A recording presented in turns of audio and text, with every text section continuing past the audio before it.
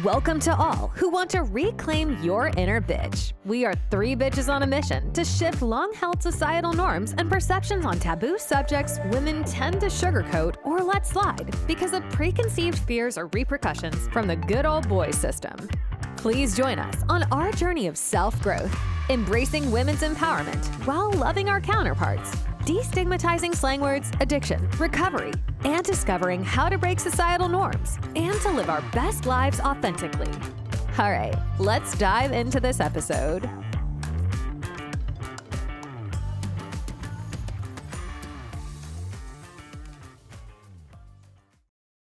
Hi, everyone. We're so glad that you're with us again today. We're so glad to be together. We've done a lot and experienced a lot in the time that we've been apart.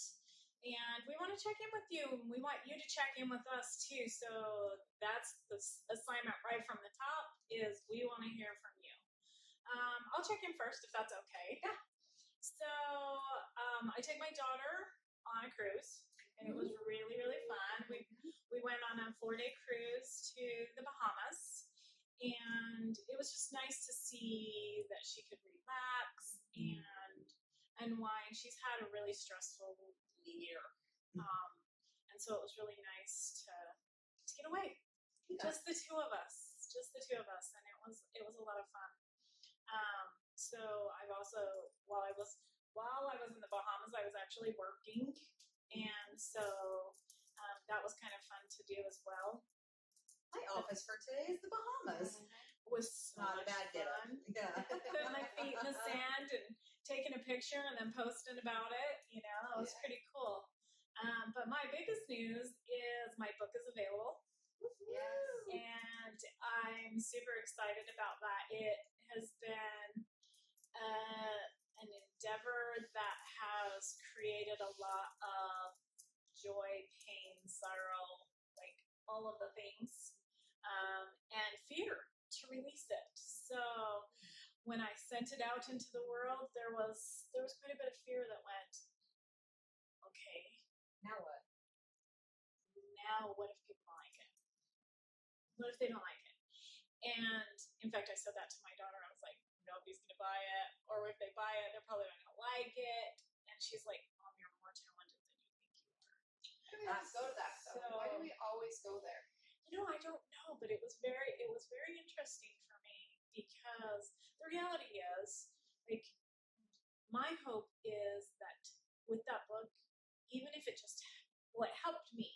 Yeah. It helped me writing it. It helped me formalizing some of the skills that I used along the way of my personal healing. And so the reality is for me, if it only touches one other person, it was worth it. Yeah. It was totally worth it. So I don't know though. It was very interesting that it was like this huge fear-based thing. Well, don't you think that's why we don't tend to do things? Just because of that? Oh, absolutely. Just holds us back. Yeah, it holds us back.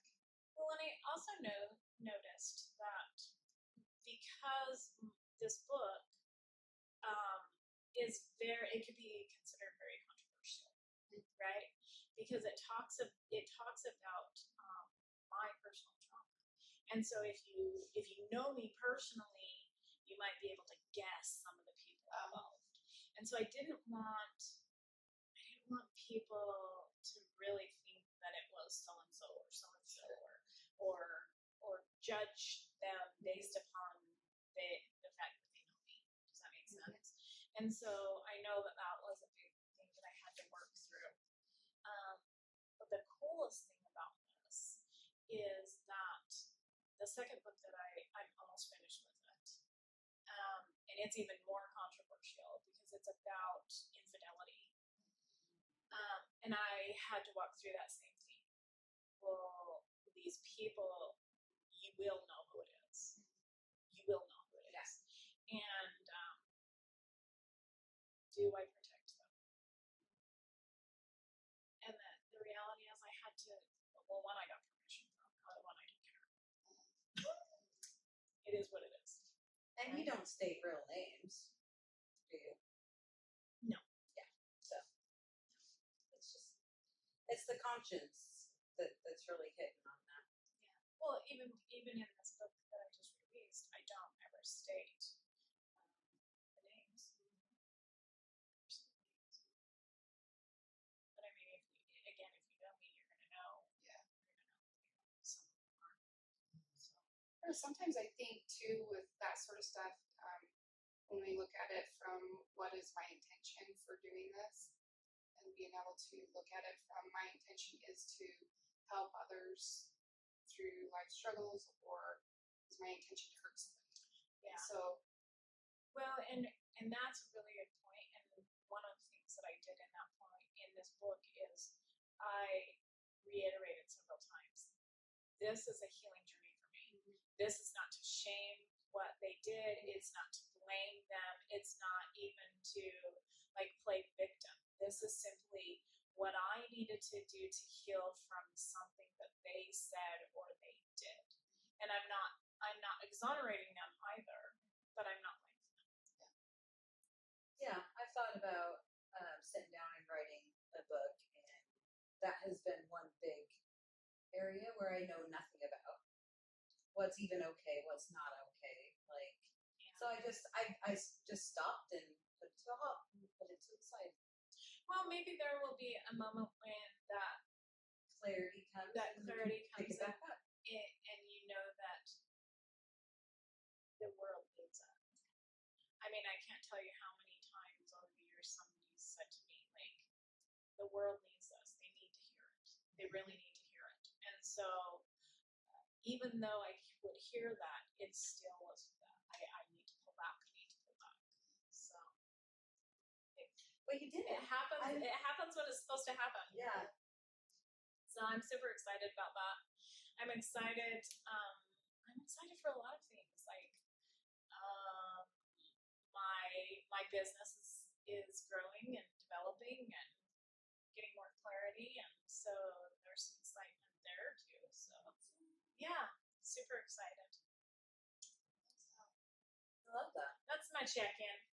Checking in. Thank you. Absolutely. Thanks for listening. I'll check in next. yeah. So I actually have some.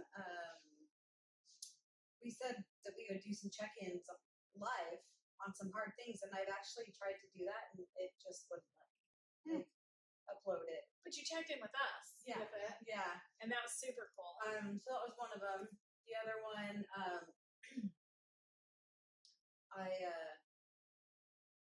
last week I've just been going through this awesome spiritual journey, and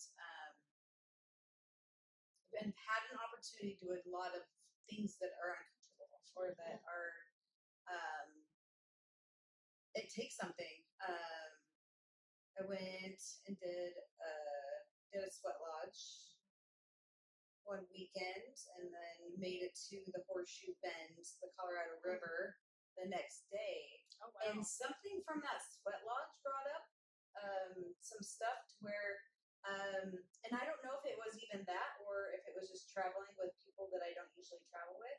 But since I've had in my addiction, vertigo was part of one of the things that came to me and kept me in place, kept me from not doing anything. It's that fear that we were talking about. And I really had to work through it on that ride. It's a 2.5-hour ride to get to where we were going. And I just had to sit back. I turned it over before I left. And anytime it got to where I was thinking about breathing and what happens after that, the anxiety, the anticipation, all that stuff, then I would just turn it over again and we'd change the subject or whatever that was. So I made it both ways. And I'm so glad that I didn't, because I did stay up the night before we left to go paddleboarding or to the river. And I was like, am I going to be fine on this trip? I really questioned myself. I'm so glad I made it. Yeah. Good job. Yeah. That's super cool. And I appreciated when you checked in and you're like, this is even though it's YouTube, feels really vulnerable. Yeah. And it just shows what you're willing to step out of, to challenge yourself and do those things that are really uncomfortable. Yeah. And for me, like, I did the same thing. And I did post several of those things that were really hard for me to do. I don't necessarily, I don't like taking pictures of myself anymore, which is funny because I used to take them professionally. Yeah. But I shared as two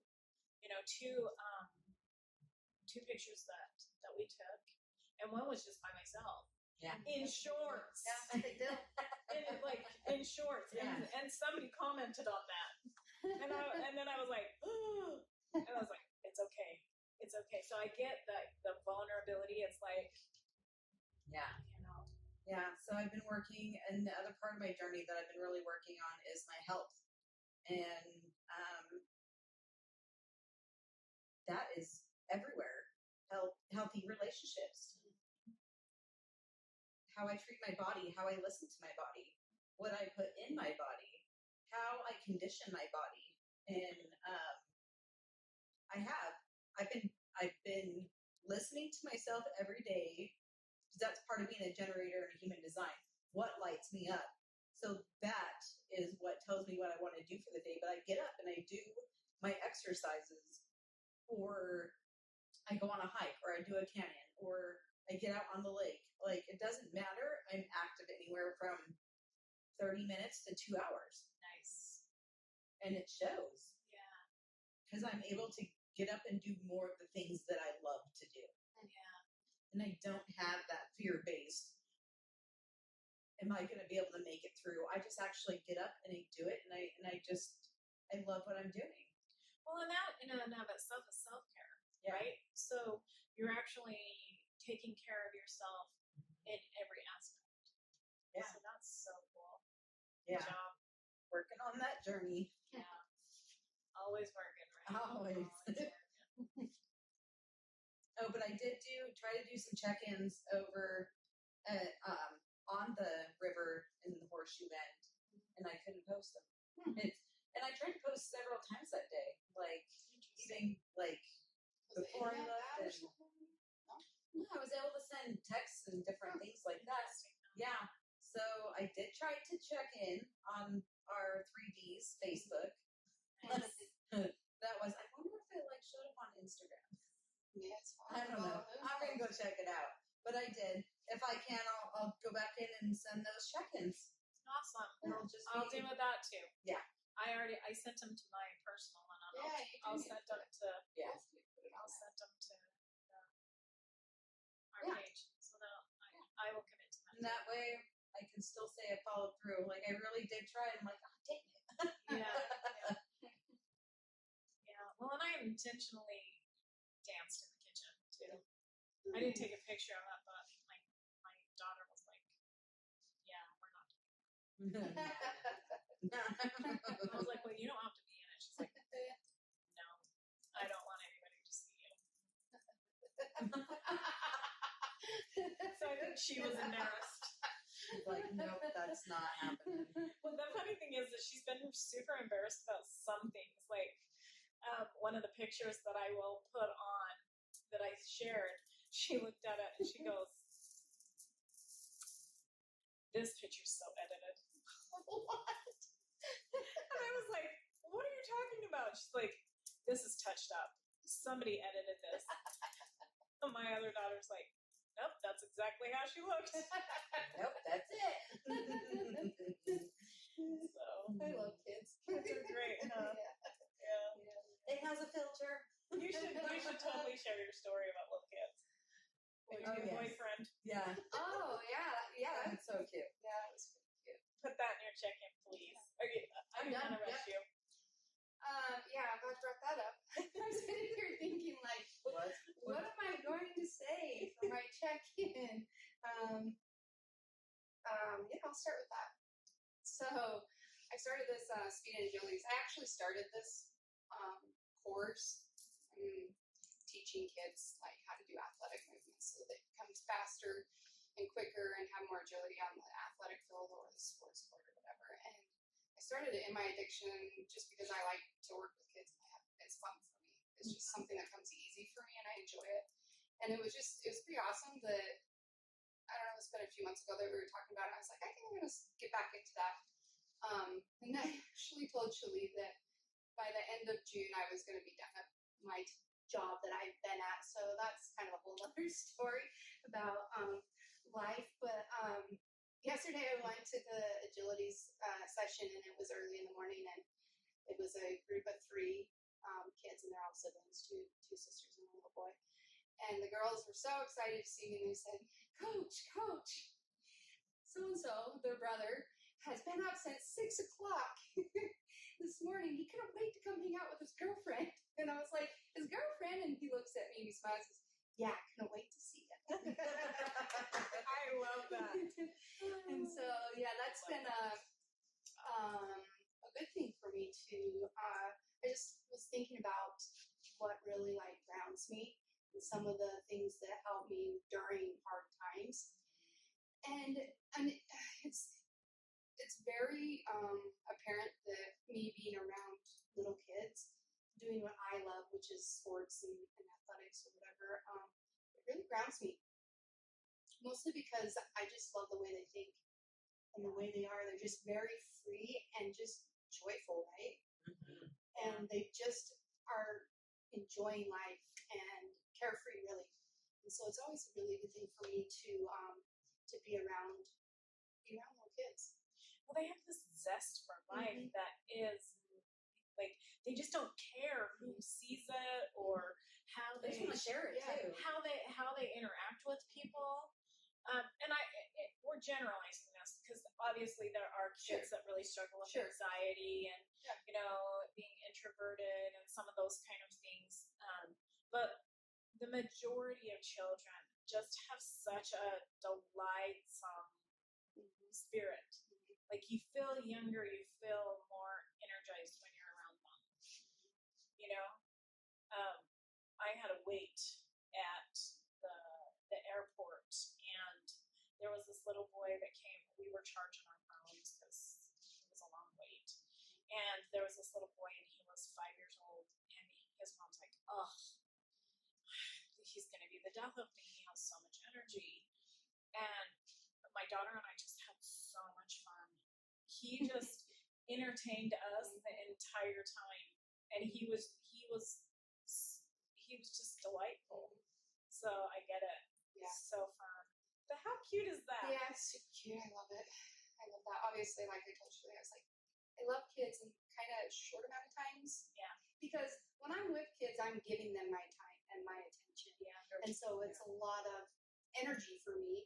And to have to do, I don't know how school teachers do it, to be honest with you. I have no idea. Because it wears you out. It wears you out. Yeah. And so, I don't know, it's just a really cool experience for me to, not only did I start this small like business type thing in my addiction, how it kind of started developing.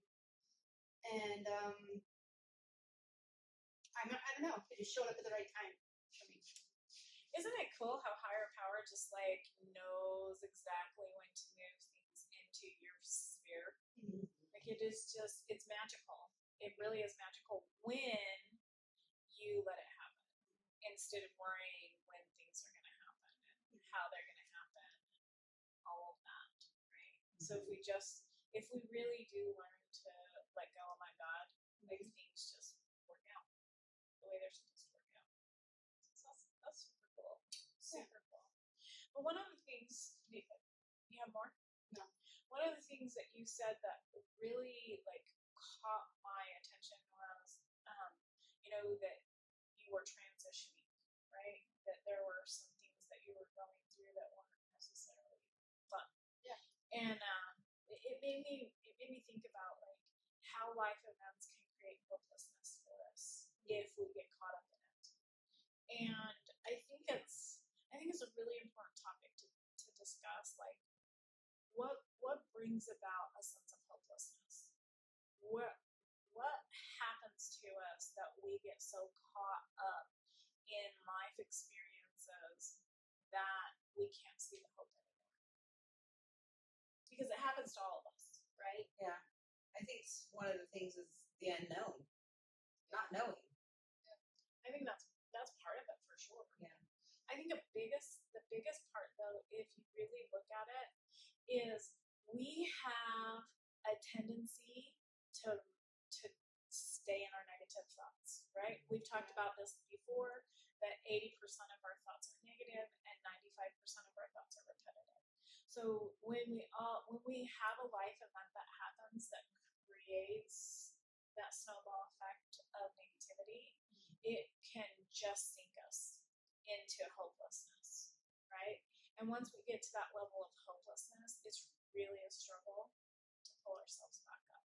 So another thing that you just mentioned is like you give these kids like your complete attention, and it's where like it drains you, right? And with that, the important thing to remember is when we're completely like in the moment, we're not hopeless. We're not hopeless. Now, I'll bet you though, like once you're drained emotionally and you go and you like decompress, you probably started sinking back a little bit into that feeling of what am I going to do? How am I going to do it? What is going to happen? Like all of those thoughts that when we try to control the situation creates the hopelessness, right? And that's with all of us. Like when we transitioned from you graduating, treatment, and the treatment center closing for us, like it created this need to not sink to hopelessness. Well, now what? Now what? I think it's really hard to not go there. It's really hard. Yeah, absolutely. I mean, for me, with what happened with me, I don't know. I tried to step back and look at it. The feeling of anxiety. My chest was tight. I couldn't breathe. And this went on for like 5 days. And I just sat there and I thought, wow, I used to feel like this every single day. Oh. And I was desperate. Yeah, I didn't know how to get out of that. And it didn't matter what I was doing. I couldn't get out of that headspace. And that's, I think, where the hopelessness came in, because it's like, I absolutely know what can take it away. Well, absolutely. Absolutely know what can take it away. And that would be drinking for sure. Yeah. And I don't know. It was hard to go through what I went through and To keep the solution that I have today. But also it was really badass to like recognize that I knew what that felt like in my body. Yeah. Because I didn't know what that was. I just lived that way all the time. Yeah. And what a blessing it's been that I've had, all this time, in recovery, and actually had the ability to feel the calm and the peace. Well, in reflecting, you're probably getting to this place also right now where you're starting to reflect back on this last year of what you've done and how you've accomplished things, and that can do one of two things, right? You can bring a sense of fear, and also a sense of hope, but in the same breath, that fear can take you to the feeling of hopelessness that you had got to at one point, right? Because we all get to go to that place of hopelessness before we completely surrender to the solution, right?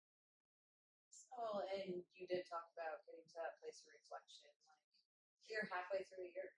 We just had our summer solstice. And a full moon at that. Like, it was some major energy, and that was right around the time where you had your deep reflection. Yeah. Well, that was rough for me. I mean, the solstice was rough for me. I loved it. I jumped in it. I bathed in it, and it hits everyone differently. Yeah. Well, for me, I was going to go into the sweat with you, and I woke up through the middle of the night, and I went, I can't do it. I can't do it. My body was like, nope, Not doing it. nope. So, Which is pretty cool, kicked though, my that you butt. actually listen to yourself, because how many times, at least for me in my addiction, I would have never listened to that. I would have pushed through it. Oh, I absolutely do. Every day of my life, I've done that. And that time I just went, it wouldn't serve me, and it wouldn't serve Jess, and it wouldn't serve anybody else. It would not have been the right atmosphere to bring to a sweat. Yeah, just wouldn't have. So it still It's has. just kicked my fanny. But I do love that you do have reflection and you can sit in things and you can feel it without going to the old solution. I do see that, and Julie's almost to 1 year. I know. I'm so. We're excited. about to. We're not celebrate going to with her. front her. No, we're Not not gonna front. fronting, but we're looking forward to celebrating. Yeah. That was what was cool about my situation. I mean, I guess I could just say it's not like I care, but I was terminated from my job recently, and after my background check failed after 6 months of working there. And through that 6 months, my boss had said I'd been a great employee, very reliable. He had no issues with me. It was really just, that's all that the government said, because it was a government job, was she needs to be terminated immediately due to her failing her background check. And nobody had any answers for me. Nobody could tell me anything beyond that with my background check. And for me, I don't have any criminal charges. I have nothing like that. I was fired from my job when I was in my addiction. But other than that, I didn't have anything. I completed treatment. I checked myself in treatment, and I completed the full course of treatment. So for me, I just didn't have the understanding. And I think that's where I was flying off the hook, because I couldn't understand it. You were completely Right. honest. Yeah, and that's the thing, is I had the choice that I didn't have to be honest. And in my in-person interview, I told them where I had been, what I had done, and actually said, don't offer me the job if you're going to, if this is going to be a problem. And so finally, it was just the other day, like, I don't know, Wednesday, or I think it was Wednesday, that I finally was able to get a hold of HR after trying for 5 days to talk to somebody to get some sort of answers. And that's what they told me, is I had not been, from the day I completed treatment to my hiring date, I didn't have enough time out of treatment. I hadn't been sober or outside of the treatment long enough. And so, Is that something that was stated in the job that you needed? well, it was never said to me there. And plus, in my interview, I had said if there was an issue with that to not even offer me the job. It was just disheartening, because for 6 months I had worked there. So from the time that I was hired to the 6 months, it's like, how long are you wanting here? Yeah. But even at that, it would, like I said to my superior, it was like, I would have been willing to drug test weekly or whatever, but I don't know, it was just really super disheartening. And it made me have a lot of empathy. Yeah. Maybe had a lot of empathy for addicts and alcoholics, because I'm here to tell you, like, that could have sent me back. Absolutely. Well, it sends a lot of people back. It really does. Because immediately I went to, if I can't work there, I can't work anywhere. It wasn't about the job at all. Yeah. At all. But I just thought, I can't be a part of society. Like, I'll never be able to move past my past. And that felt completely and utterly hopeless. Yeah. And I will always be judged by who I was when I was in my addiction. And the person I am today is not the same person that was in her addiction. Right. And that is a sad state for society. Like, it really is. Like, we as a society don't really take into consideration, like, what it looks like and what it feels like to have your past follow you. And I would dare to say this is across the board, not just for addicts or alcoholics, but for somebody that does something stupid in their youth, or maybe in their, their midlife crisis or something, and they end up incarcerated and they're judged for it the rest of their life. And they've changed, and they're doing better, and they've learned the lessons, and they're implementing all the things to be a happy, healthy, productive member of society again. And yet society says, nope, you're not good enough. They don't allow people to change, or give them the well, people do change. They change, but they keep them there. Yeah. Exactly. So that is very. I feel that. And that's what I said when they finally talked to me. I just said, hey, I'm not petitioning to get my job back. I'm not trying to cause problems, but where and how can I help advocate for alcoholics and addicts who are trying to do better. Yeah. And of course, Down there's the no line. answers. Yeah. There's no answers. And she was stumbling, and I wasn't being malicious, or just genuinely wanted to help Yeah. other people to not have to go through that. Obviously, I had to go through it for some sort of reason. I don't know. Who knows but- how she was feeling, and if she has someone in her life that is also going through it. Yeah. Maybe she was getting triggered. I don't know. hung up, and I know.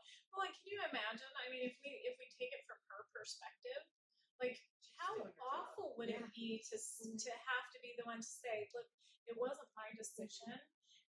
Yeah, I have to be the front one that tells you all of the bad things, right? Yeah. And that can send her to a hopeless state as well. Yeah, exactly. You know. Yeah, I don't know. For me, where it put me was immediately fear of everybody, specifically just the couple of very closest people in my life, not trusting me. Yeah. And it went immediately there, and I've worked so hard. Where And you're at. Yeah. it sounds so bizarre that that's why I was terminated, and I'd been there for 6 months. Like, it doesn't seem like a real story. Yeah. So of course the questioning comes like, what are you hiding? What aren't you telling us? And Have you relapsed? have and you we don't know. And we don't know. There's got to be more to the story. And you want to defend it, but I don't have to defend it. Exactly. I don't have to defend it because I know my truth.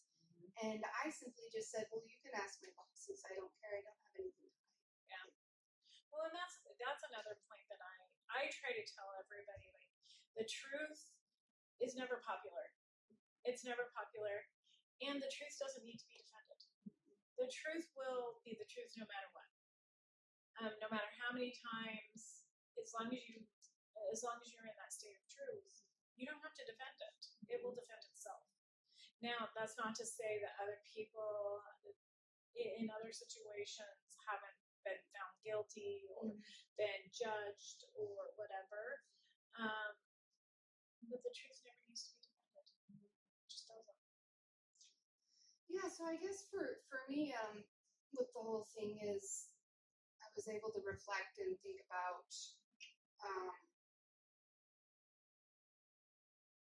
where did I go?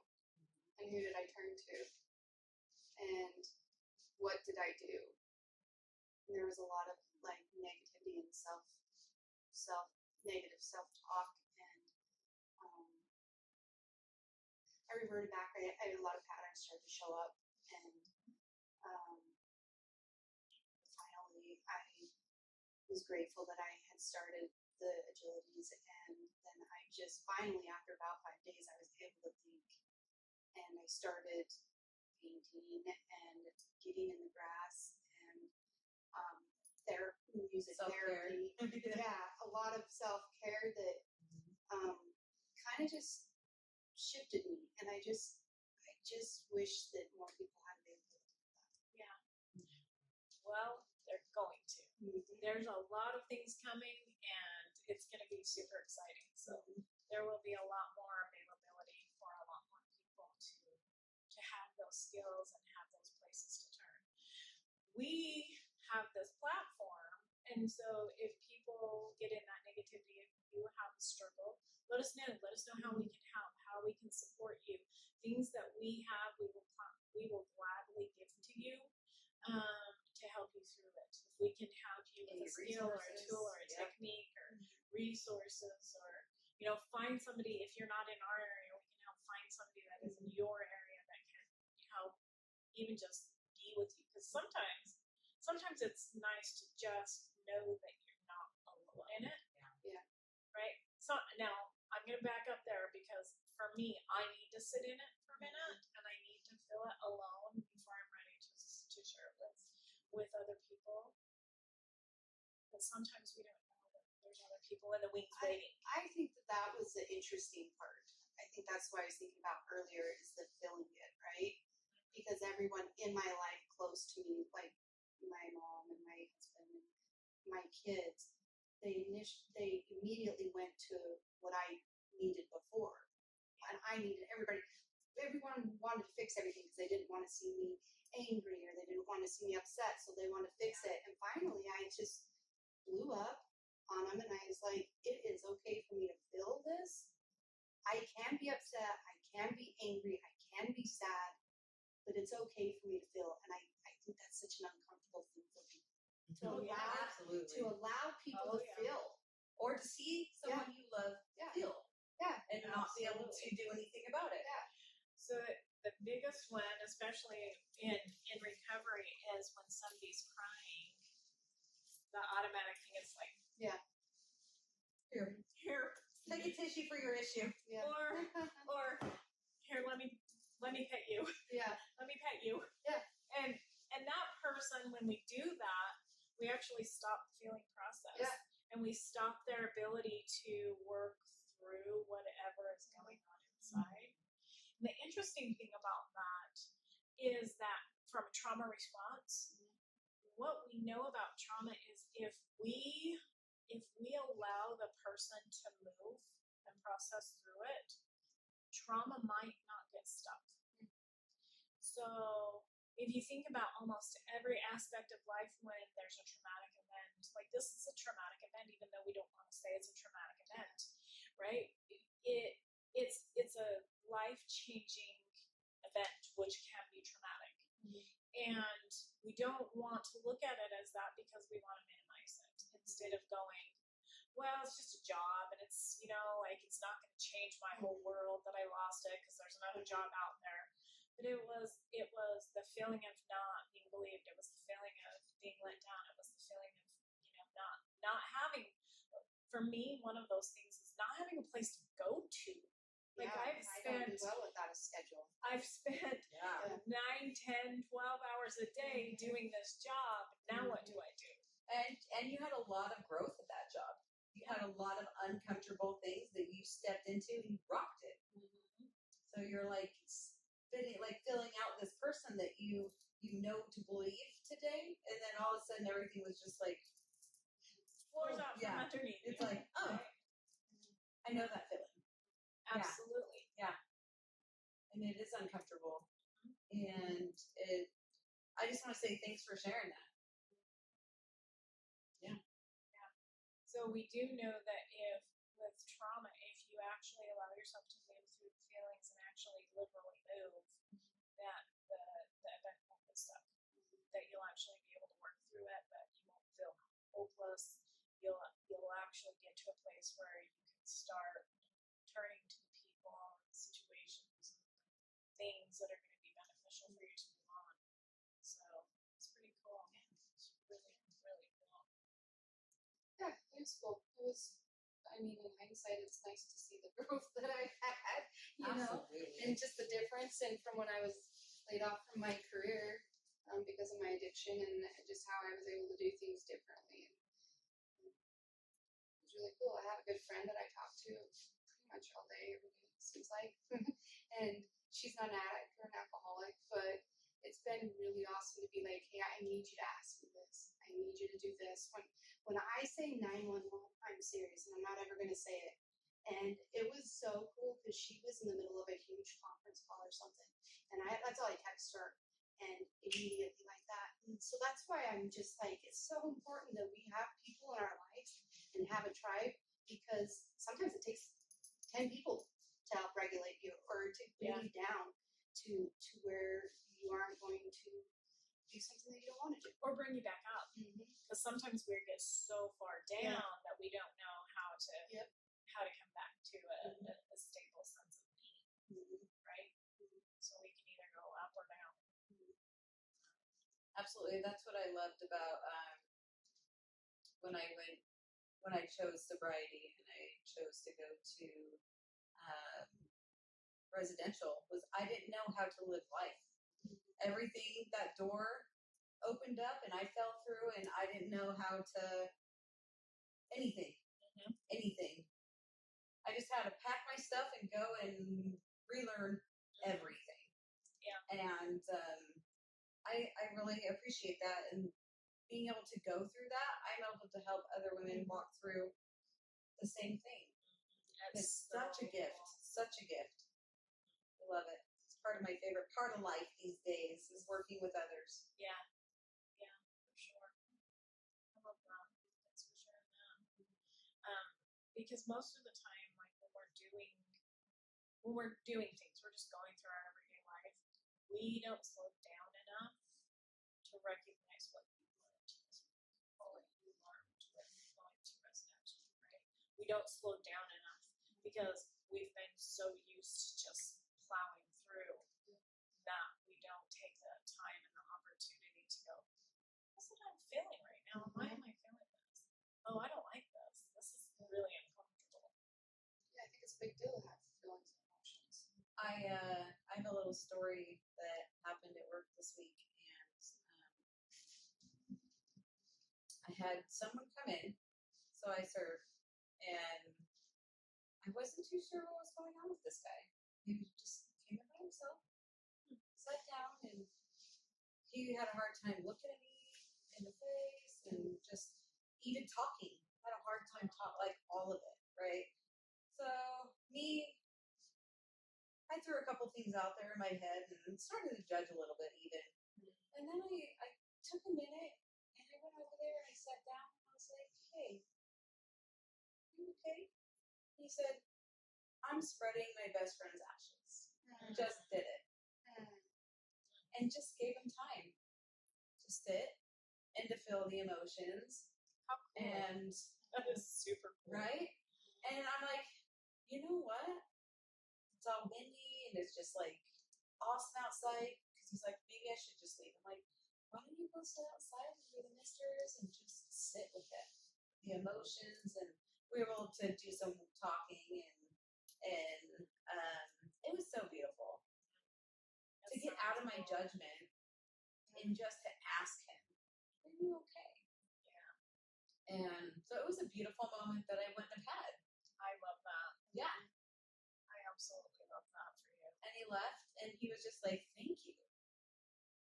Yeah, he ordered a Uncrustable with chips and milk. And this is a grown adult. And he just couldn't, he wanted that youthful, the simplicity. Yes. And yeah, I was so grateful to go through that experience. That's super cool. So it reminds me of the story of the little boy that walks across the street. His mom watches him walk across the street. Climbs up, sits next to the old man, just sits there, and mom just watches, and then he comes back, and mom's like, "What were you doing with Mr. So and so?" And he goes, "I was helping him breathe."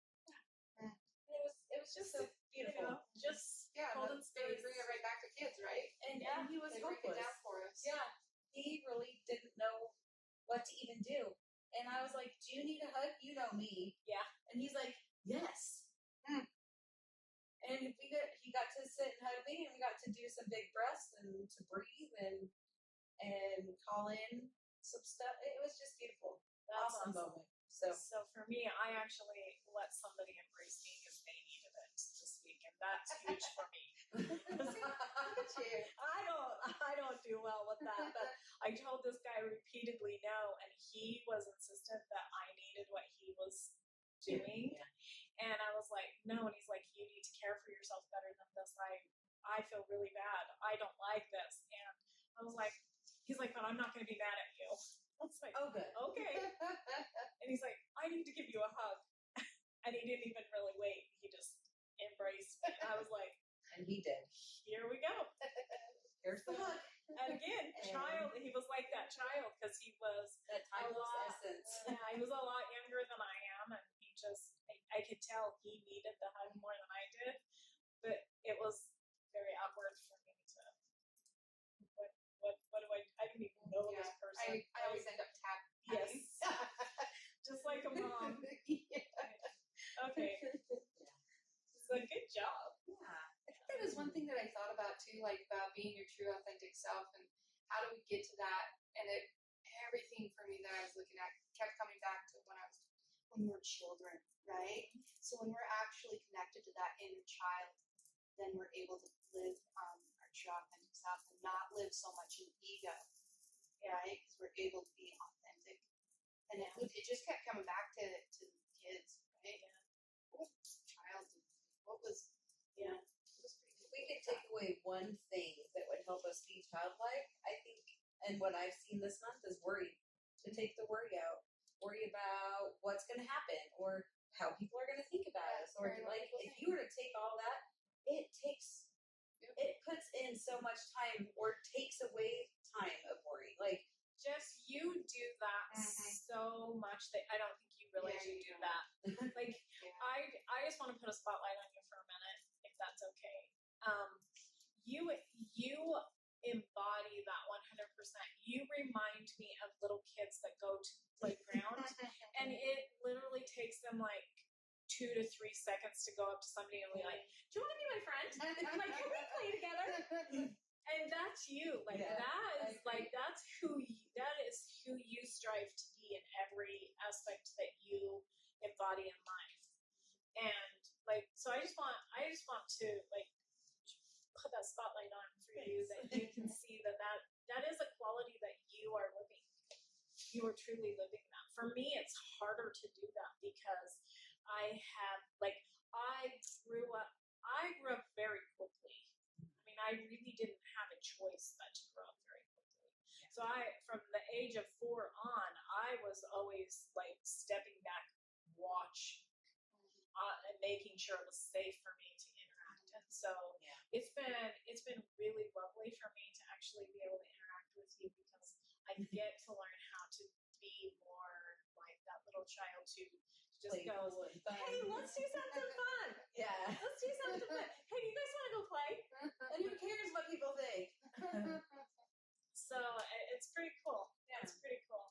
Thanks. Yeah, I actually had there was a time with the owners of Steps that I have and maybe you participated in this, where I do a group where we talk about being childlike, and we play a game, and we go on a lion hunt. Oh. And we also talk about Herman the Worm. Do you remember that? Mm-hmm. And I got the 2 owners of Steps to do Herman the Worm. And one of the owners is very much like me, like that stand back, like don't interact, and the other one's a lot more like you, like he's friends with me. Like you always say, you'll lick the wall, it's fine. He'll do the same. Like that's just how he is as well. And you know, the funny thing is the last time I saw the one that's more like me, he was like,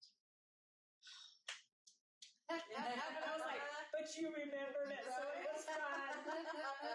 So it was fun. So when we can actually like learn that and bring it into our daily life, we do get to get outside of ourselves, and the hopelessness goes away. The helplessness, hopelessness, that feeling of being alone.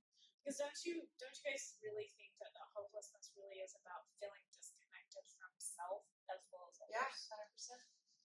Being disconnected from self, others, and source, like God, higher power, creator. Well, I think we disconnect from source first. Yes. Because we don't feel worthy of being connected to source. Yeah. So I think source is the first one to go, and then everybody else, and then self.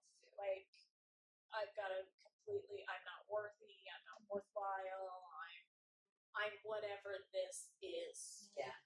Yeah. This defines me instead of me defining me. This situation, this one look, because everything is always moving. Nothing stays the same. No, can't. And so just that worry of that one moment, what people are going to think about me for this one thing. Yeah. Or what I'm going to think about me.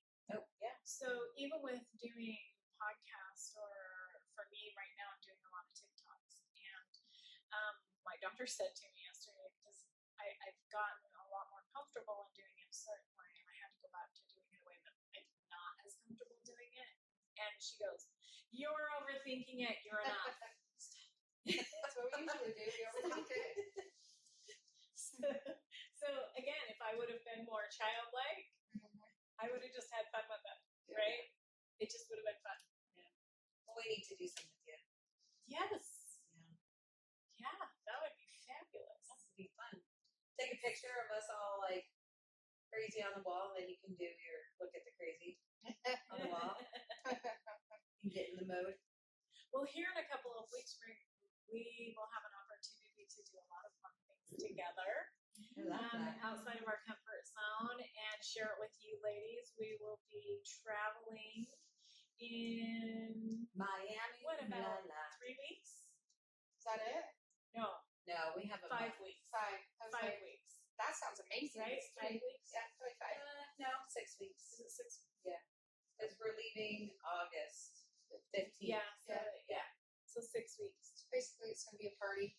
Yes, and We're- we're going to share it with you. Yes. So we will actually hopefully be able to do a podcast Oh, absolutely. while too. we're there. On the beach. So we have an amazing opportunity to go and learn from some really powerful women, and then share it with you guys.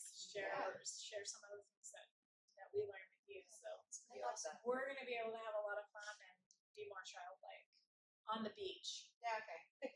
So if you're feeling hopeless, we have to reach out to us Yeah, absolutely, Yes. because that's what we're learning to do with each other. absolutely. And hopeless, or you feel like you want to party, like we're here too. Yeah, We're here for that childlike essence, and we're just here for it all. So keep reaching out. here's a really good challenge. Are you ready for a challenge? Let's do it. I think a really good challenge this time would be share one of your childlike activities with us. Share what you like to do that's childlike. It doesn't have to be anything spectacular. It doesn't have to be anything like well thought out. Like one of the things that my youngest kids loved to do for years, people would look at what was happening and be like, What is why are they doing this? But my husband would sit in the middle of the floor and the kids would run around him and he would try to grab hold of them. And they would spend hours love it. doing that. Hours. Just giggling. Oh, yeah. Just giggling. And so like share something that you guys do that brings you childlike joy. And if you don't have anything, please share that you don't have anything and let us help you Some find ideas. something. Yeah, give us some right? ideas. I Right? love that.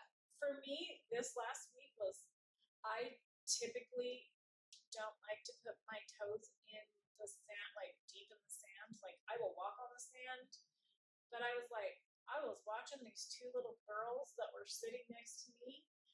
One of them would have been like maybe 5, the other one's maybe 2.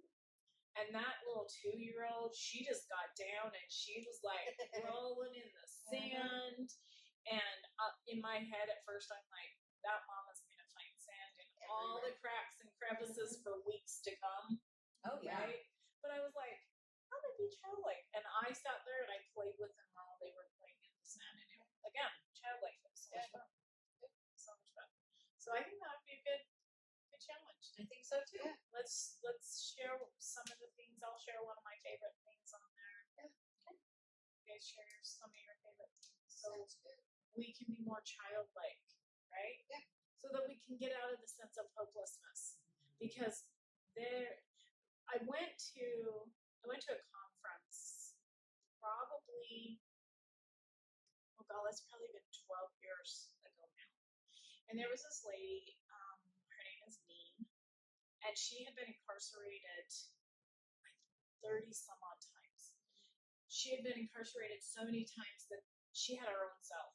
It was hers. It was hers. It had her name on the walls. Like they never did anything because they were like, Neen's gonna be back. Like she's gonna be back. And the reason I'm telling you this is because she coined this phrase, and it's hit me so deeply that I share it often. And that is, where there is breath, there is hope. And I think we forget Yeah. that. I think we forget that. If you want to know about me, like look her up. She is an amazing individual. She got clean. Last I knew, she was working with the police, the sheriff's department, whatever. She would go into prisons and give hope to women that were, and again, Hopeless, she yeah. like taught them how to breathe. Yeah. Taught them some taught him So things to cool. give him some help. So even in a place like Jill, she can bring some joy and silliness. Find something to turn it around. So I think that's gonna be it for us today. That's a wrap. Yeah. Awesome. We'll see you next time. Thanks so much for tuning into this episode. If you've enjoyed what you've heard, please feel free to rate, subscribe, or leave a review wherever you listen to your podcasts. That helps others find the show, and we greatly appreciate it. Once again, thanks for listening, and we'll catch you in the next episode.